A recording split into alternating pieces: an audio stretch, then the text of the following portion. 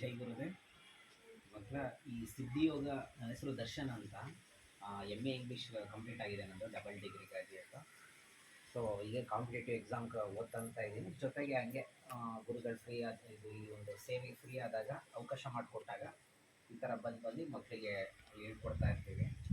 So ನನಗೆ ಈ ಸಿದ್ಧಿಯೋಗ ಯಾವಾಗ ಪರಿಚಯ ಆಗಿತ್ತು ಅಂದರೆ, ನಮ್ಮ ಮನೇಲಿ ಕಾಡ್ತಂದಿತ್ತು ಇದು. ಬಟ್ ನಾವಿನ್ನೂ ಮಾಡ್ತಾ ಇರಲಿಲ್ಲ ಧ್ಯಾನ ಇನ್ನು. ಬಟ್ ಒಂದು ದಿವಸ ಸಡನ್ನಾಗಿ ಗುರುದೇವ್ ಒಂದು ಫೋಟೋ ಒಂದು ಇದಾಯ್ತು, ನನಗೆ ರಿಫ್ಲೆಕ್ಟ್ ಆಯಿತು.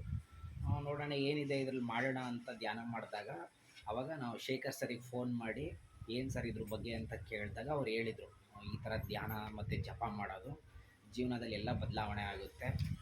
ನಮ್ಮ ಜೀವನ ಅಂದರೆ ಎಲ್ಲದು, ನಿಮ್ಮ ವಿದ್ಯೆ ಆಗಿರ್ಬೋದು, ಜಾಬು, ನೌಕರಿ, ನಿಮ್ಮ ಪ್ರಮೋಷನ್ನು ಏನೇ ಆಗಿರಲಿ, ನಿಮಗೆ ನೆನಪಿನ ಶಕ್ತಿ ಕಮ್ಮಿ ಇರೋದು, ಜ್ಞಾಪಕ ಉಳಿಯಲ್ಲ, ಸ್ಟ್ರೆಸ್ಸು ಏನೇ ಇದ್ದರೂ ನಾವು ಇದರಿಂದ ಹೊರಗೆ ಬರ್ಬೋದು ಈ ಧ್ಯಾನದಿಂದ. ನನಗೇನು ಅನುಭವ ಆಗಿದೆ ಅಂದರೆ, ಫಾರ್ ಎಕ್ಸಾಂಪಲ್ ನನಗೆ ಇದು MAS ಇದು ಕೌನ್ಸ್ಲಿಂಗ್ ಕರೀತಾರೆ ಆ್ಯಕ್ಚುಲಿ, ಫ್ರೀ ಸೀಟಿಗೆ. ಆ್ಯಕ್ಚುಲಿ ನನಗೆ ಗೌರ್ಮೆಂಟ್ ಸೀಟ್ ಸಿಗಲಿಲ್ಲ. ಆವಾಗ ಏನಾಗ್ಬಿಡ್ತು ಅಂದರೆ, ಫಸ್ಟ್ ಡೇ ಫ್ರೀ ಸೀಟ್ ಇದ್ದಾಗ ಸಿಗಲಿಲ್ಲ ನನಗೆ. ಅದಕ್ಕೆ ಗುರುದೇವಿಗೆ ಪ್ರಾರ್ಥನೆ ಮಾಡಿದೆ. ಗುರುದೇವರು ಏನು ಮಾಡಿದ್ರು, ಆ ದಿವಸ ಸಿಗಲಿಲ್ಲ, ನೆಕ್ಸ್ಟು ಪೇಮೆಂಟ್ ಫೀಸಿಗೆ ಅಪ್ಲೈ ಮಾಡಬೇಕಾಗಿತ್ತು.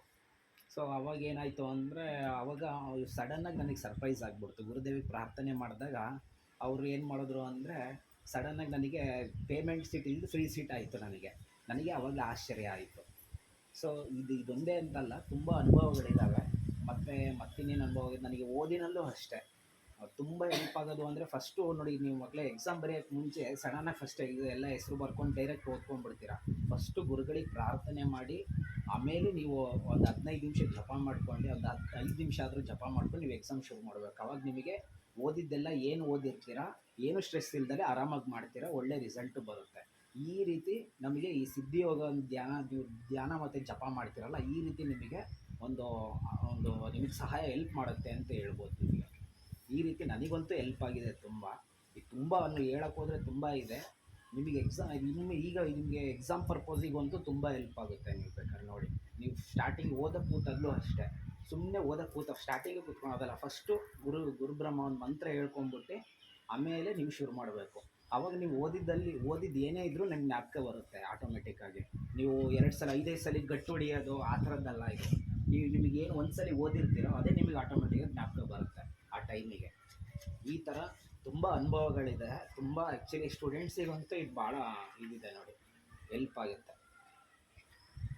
ಸೊ ಈ ರೀತಿ ತುಂಬ ಇದೆ ಅನುಭವ. ಅದೇ ಈ ರೀತಿ ಸಿದ್ಧಿಯೋಗ ಒಂದು ನನಗೆ ತುಂಬ ಸಹಾಯ ಆಗಿದೆ. ಜೈ ಗುರುದೇವ್.